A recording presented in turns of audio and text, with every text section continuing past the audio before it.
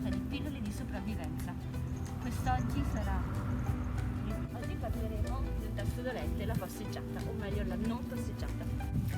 A livello nazionale è stata contingentata anche l'uscita con i cani, non possiamo superare i 200 metri dalla nostra abitazione e va da sé che il tempo che possiamo star fuori è necessariamente limitato. È una bruttissima notizia purtroppo, penso soprattutto ai cani cuccioli, adolescenti, soprattutto quei cani che proprio in questo periodo della loro vita dovrebbero fare più esperienze possibili, socializzare con i propri simili, con l'ambiente, con gli esseri umani. Sarà poi da recuperare tutto il tempo perso. Nel frattempo cerchiamo di fare il possibile per limitare e minimizzare i danni. Non tutti possono avere un piccolo spazio come questo, qui ospitiamo anche il nostro vicino di casa Ettore, però tutti possono prendere il complimenti e far sì che anche queste micro passeggiate possano essere il più belle possibili. Allora, piccoli consigli che vi posso dare: innanzitutto lasciate stare il cellulare, tenetelo in tasca, tenetelo nella borsa, non guardatelo, non chattate, abbiamo tutto il giorno da stare a casa, quindi di tempo da perdere sui social ne abbiamo a bizzeffe. Per quando stiamo con il nostro cane, vediamo di stare con il nostro cane.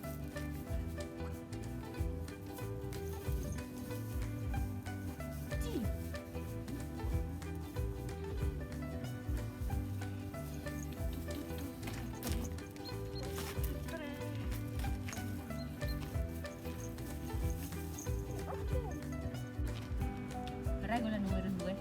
Lasciamo che sia il cane a decidere la direzione.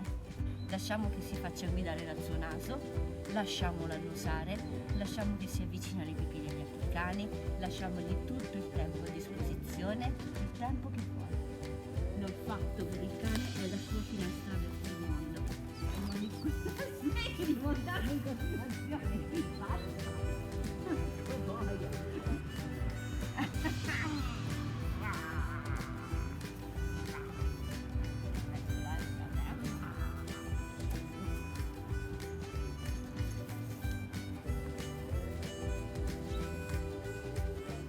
Non ti fa niente, dai!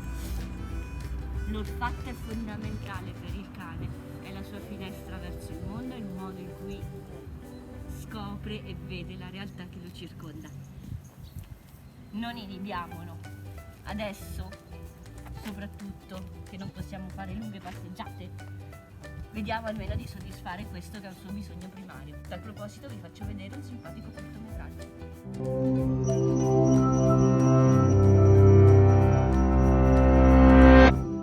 Hi, Bob. Morning, Kelly. The tulips look great. Here's what she sees. Not terribly interesting. Here's what she sees. Not terribly interesting. But what she smells, that's a totally different story.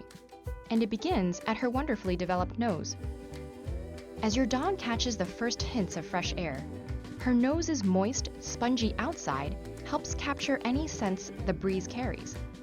The ability to smell separately with each nostril, smelling in stereo, helps to determine the direction of the smell's source, so that within the first few moments of sniffing, the dog starts to become aware of not just what kinds of things are out there, but also where they're located. As air enters the nose, a small fold of tissue divides it into two separate folds, one for breathing and one just for smelling. This second airflow enters a region filled with highly specialized olfactory receptor cells, several hundred millions of them, compared to our 5 million. And unlike our clumsy way of breathing in and out through the same passage, dogs exhale through slits at the side of their nose, creating swirls of air that help draw in new odor molecules and allow odor concentration to build up over multiple sniffs. But all that impressive nasal architecture wouldn't be much help without something to process the loads of information the nose scoops up. And it turns out that the olfactory system, dedicated to processing smells, takes up many times more relative brain area in dogs than in humans. All of this allows dogs to distinguish and remember a staggering variety of specific scents, at concentrations up to 100 million times less than what our noses can detect. If you can smell a spritz of perfume in a small room, a dog would have no trouble smelling it in an enclosed stadium and distinguishing its ingredients to boot. And everything in the street, every passing person or car, any contents of the neighbor's trash, each type of tree, and all the birds and insects in it, has a distinct odor profile telling your dog what it is, where it is, and which direction it's moving in. Besides being much more powerful than ours, a dog's sense of smell can pick up things that can't even be seen at all. A whole separate olfactory system, called the vomeral nasal organ, above the roof of the mouth, detects the hormones all animals, including humans, naturally release. It lets dogs identify potential mates or distinguish between friendly and hostile animals. It alerts them to our various emotional states, and it can even tell them when someone is pregnant or sick.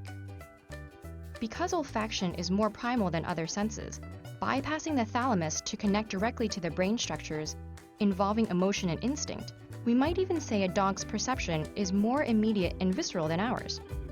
But the most amazing thing about your dog's nose is that it can traverse time.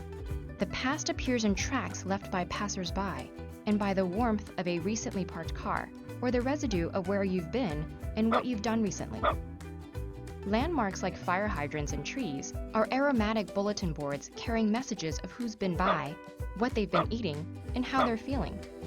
And the future is in the breeze, alerting them to something or someone approaching long before you see them.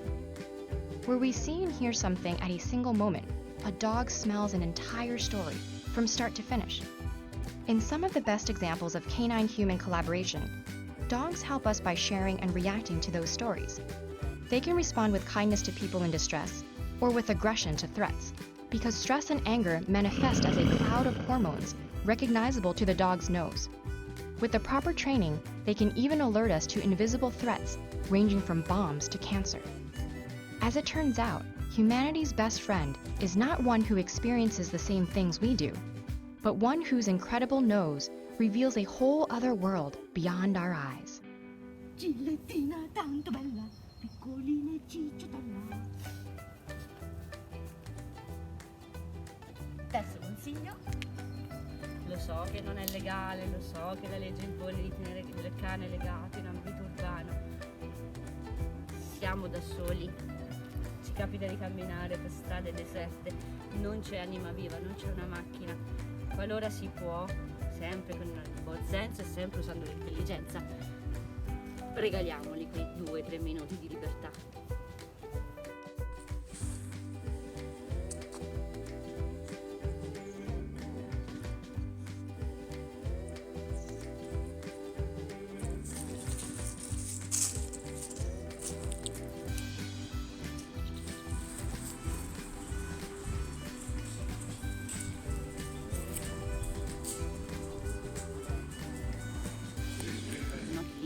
Ricordiamo di portarci sempre questo, perché anche se siamo da soli, la cacca va raccolta.